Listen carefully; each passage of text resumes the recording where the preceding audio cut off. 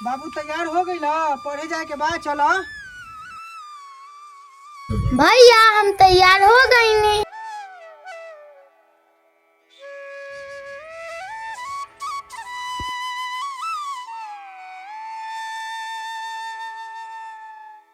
तैयार हो गई बाबू। ई का अभी तोर फिट वो नहीं के बनाइल, लावा बांध देता।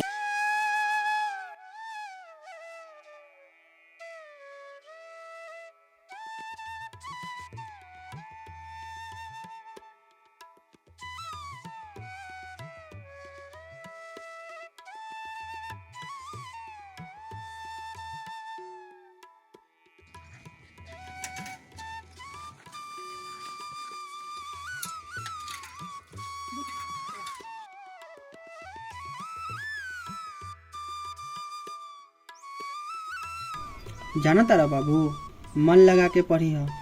तोहरा के पढ़े के बा, IAS बने के बा, ठीक नो? भैया हम IAS बनम, लेकिन हमरा के आइसक्रीम चाहिए, चॉकलेट चाहिए, बिस्कुट चाहिए।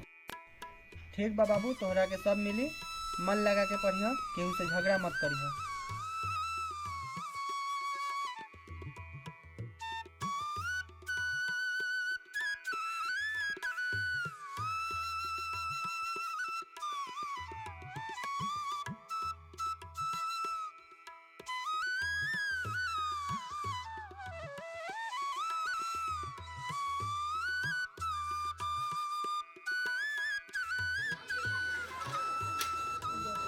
जा बाबू, तोहर स्कूल आ गई।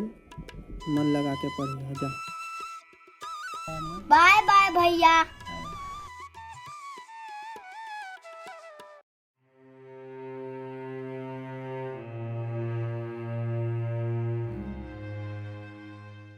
काम कितना हो गया? जी हो गया। ठीक है जाओ।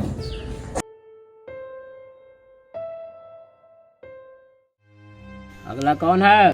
अरे सब काम हो गया, गिट्टी उट्टी ढवाया? जी हजूर, सब काम हो गए। तो ठीक है, सब काम ठीक ठाक से हो गया? जी हजूर, हो गया। अच्छा हो गया तो चलिए आइए। ईटा उटा सब रखा गया? जी हजूर। चलो, अगला कौन है?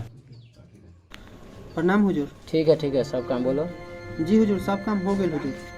गिट्टी उट्टी ईटा उटा छत पे चढ़ गया? जी हुजूर, सब रखवा देनी है हुजूर, सब। जी हुजूर, कुछ पैसा चाहिए, भाई के विदेश भेजे के बाप। तो पैसा मिलेगा, लेकिन ओवर ड्यूटी काम करना पड़ेगा। जी हुजूर, करेम हुजूर।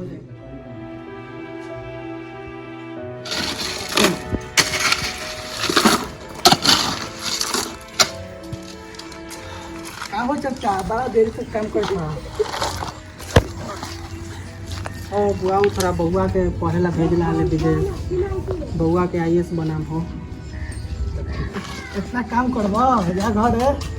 जाए भाई, थोड़ा हुजूर गलती ने कि ओवर टाइम करो तो ज़्यादा पैसा मिलेगा। तो थोड़ा पैसा जमा कर भी कम ना भेज भी बुआ। पढ़ावे लिखावे ला थोड़ा हम लोग ना कष्ट कर भी तो कौन करते बउआ। हाँ यहो बात ठीक है।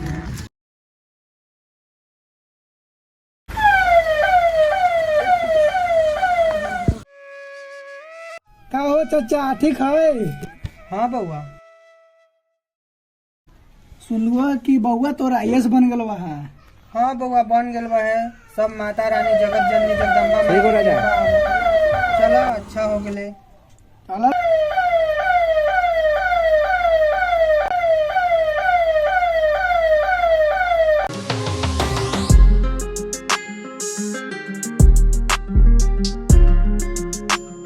भैया देखिए, हम IAS बन गई नी।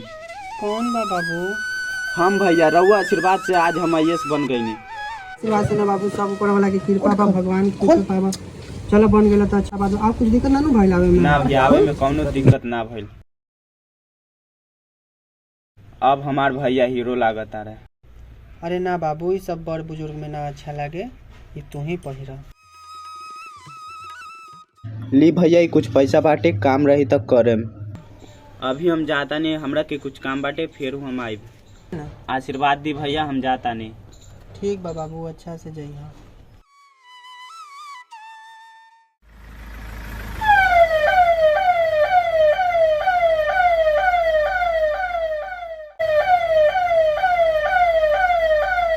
हे माया, तोर कृपा से हमार भाई IAS बन गई।